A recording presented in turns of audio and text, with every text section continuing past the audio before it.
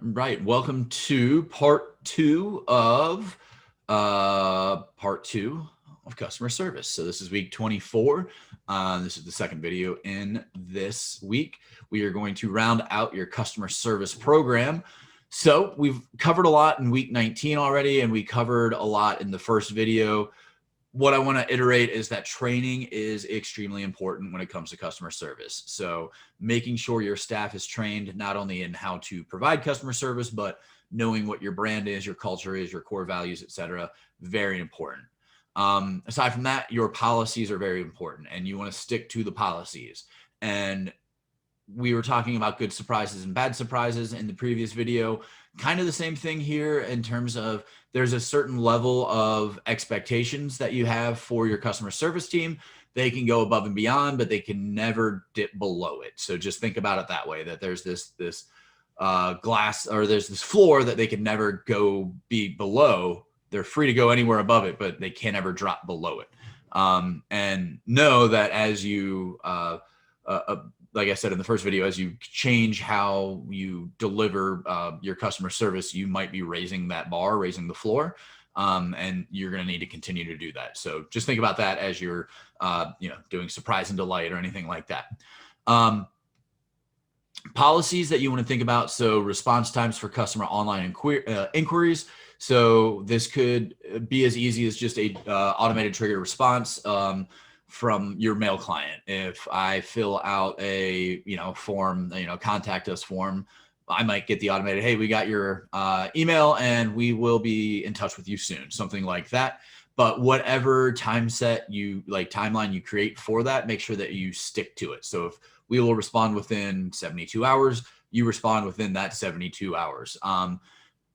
Complaints are going to be a different thing. So these should be directly to that person, and it should be in person and possible. So if I have a complaint about your business, trying to reach out to them directly is important. If you can't, then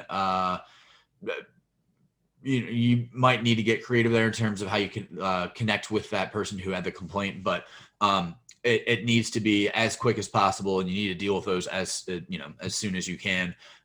You want to train your staff on how to respond properly to those complaints. So you might want to dedicate certain individuals who are better at conflict resolution to dealing with all the complaints. If you don't have anybody, or if you're not good at it yourself, there's training out there that you can get to become better at conflict resolution. And that's just, kind of helping talk down people.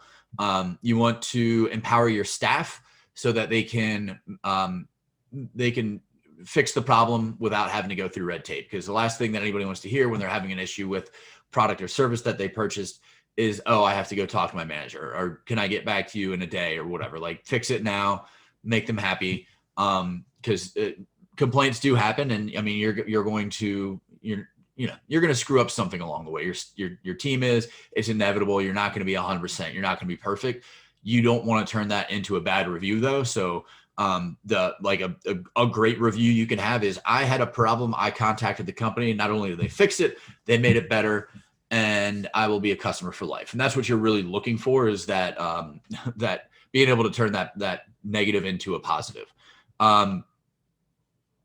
You obviously, like, if anything that you're selling, you want to have some sort of refund policy. It doesn't need to be legally publicly known. There might be, for legal reasons, you might need to put it out there, but internally it needs to be detailed. It needs to be thorough. Your team needs to know exactly what it is that they can and can't do, what you do and you don't refund.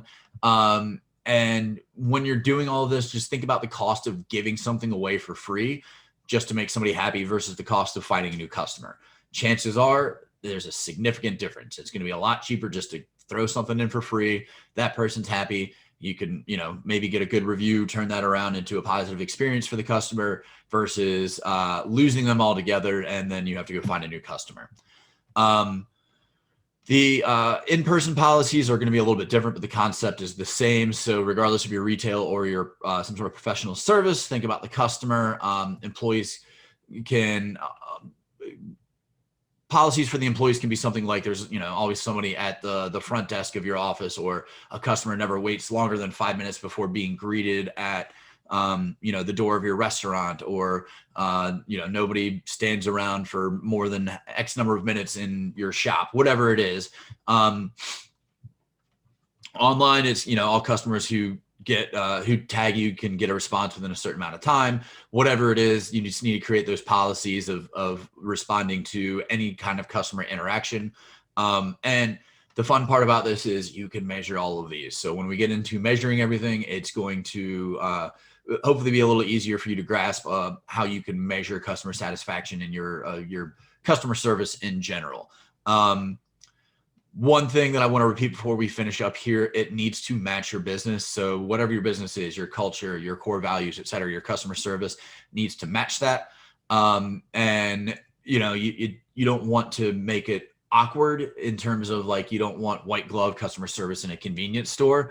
So it doesn't mean that convenience stores need bad customer service, but that white glove experience should be reserved for high-end, purse businesses, something like that, high-end cars and hotels, that, whatnot. And if I'm just selling, burritos and gasoline, then that's what I expect. You can still do it with a smile, but it doesn't need to go above and beyond that. So that's it for customer service.